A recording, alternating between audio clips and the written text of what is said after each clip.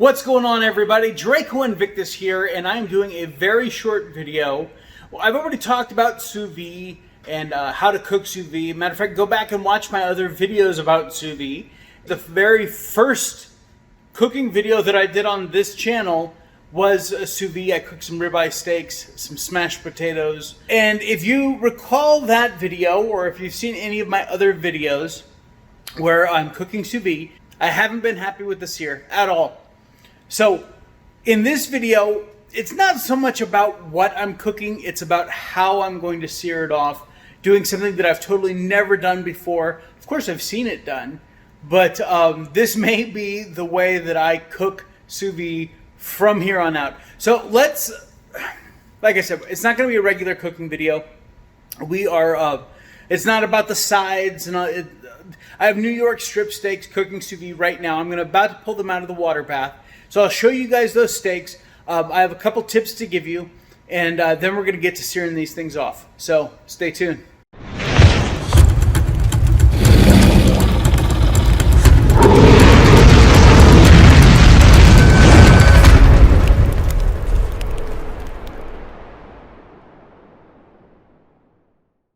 All right, guys, so here we are with the water bath. And once again, I'm going to apologize really quickly.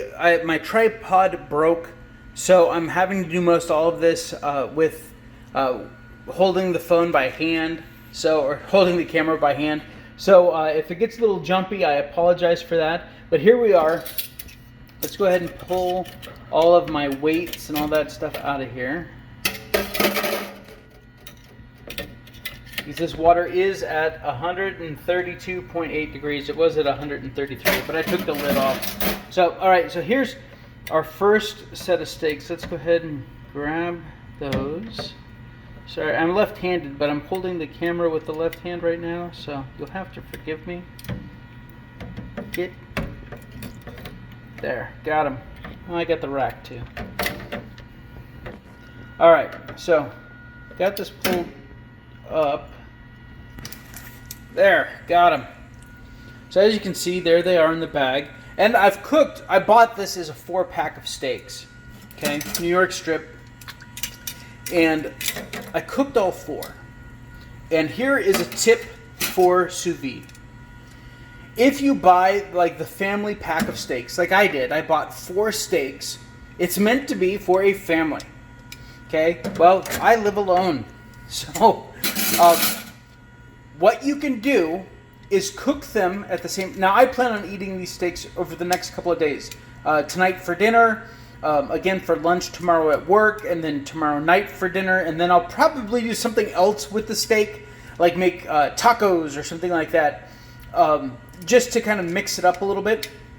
But since I'm only opening this bag tonight to cook, I can put this bag in the fridge. It's totally sealed, right?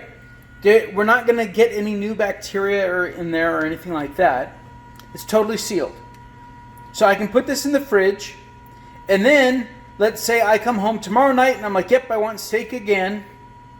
I can fire up my Anova, I can fire up the water bath, and all I need to do is, once it gets up to temperature, all I need to do is drop this bag back in the hot water for about 30 minutes or so. Because the steaks are already cooked. So if I put them back in the water for another 30 minutes or so, I'm just going to be warming them back up. And again, I wouldn't set it at the temperature any higher than what they're already cooked at, because they're already cooked. So this is a great way to kind of prep out, but you don't have to finish these steaks off at the same time.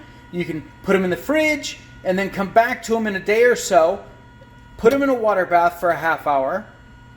They'll be nice and hot for you, but they're already perfectly cooked. They're ready to go. So that is all we need to do. So I'm going to go ahead and I'm going to just throw this back in here for now, since I'm shooting the video, just so they'll stay at a good temperature. But we are going to turn this off. There we go. And now I'm going to cut this bag out, and through the magic of editing, those steaks will then appear right here. Bam! So, as you can see, they don't look very appetizing. They're kind of gray, and I've tried using the broiler, and of course, the broiler somewhat works, but as this fat starts to render down, it starts spitting, and then I get fat juices all over the top of my oven that I then have to clean. So, we're going to do something a little bit different, and I'm calling it the Dragon's Breath Wand. So let's see what that is. Oh, but first, before we do that, we have to pat these dry. They need to be dry if we need to get a good sear on them. So I'm going to go ahead and do that, and then I'll just cut to when I'm done, because you guys don't need to see me patting down meat with a paper towel. All right, I'll be back.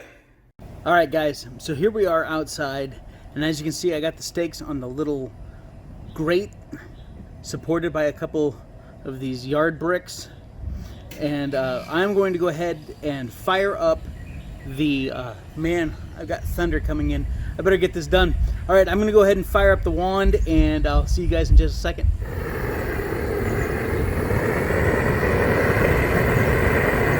You can't see it, but that's about 3,000 degrees right there. So now you know why I call it the Dragon's Breath Wand.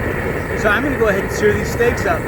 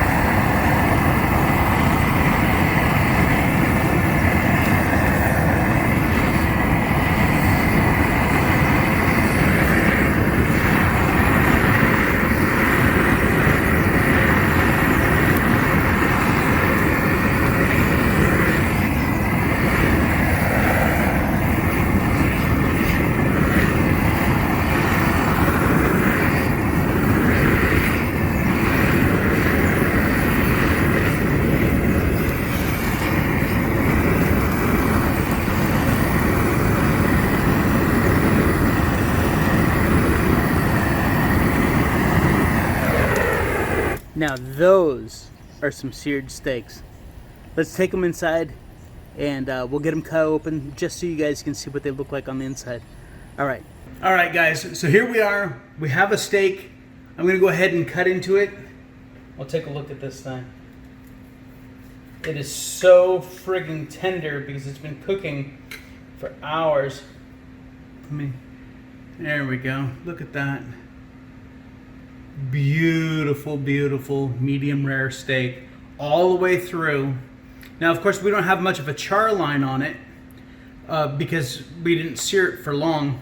But let's see how it tastes. We know it's beautiful. Oh my God. Just, oh my God. This steak is fantastic. I mean, look at that. It's perfect on the inside. It's got a beautiful char on it now.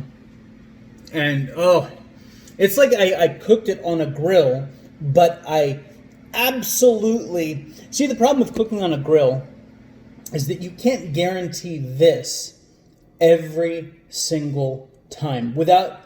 Unless you're putting in like a thermometer or something like that. Okay, I can typically get somewhere between medium and medium rare most of the time on a grill.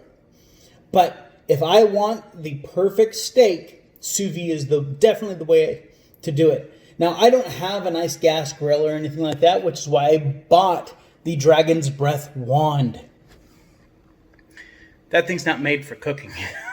Okay? Well, I've made it work for cooking, but that is actually a tool found at Harbor Freight for, well, I had a coupon, so I got it for like 19 bucks.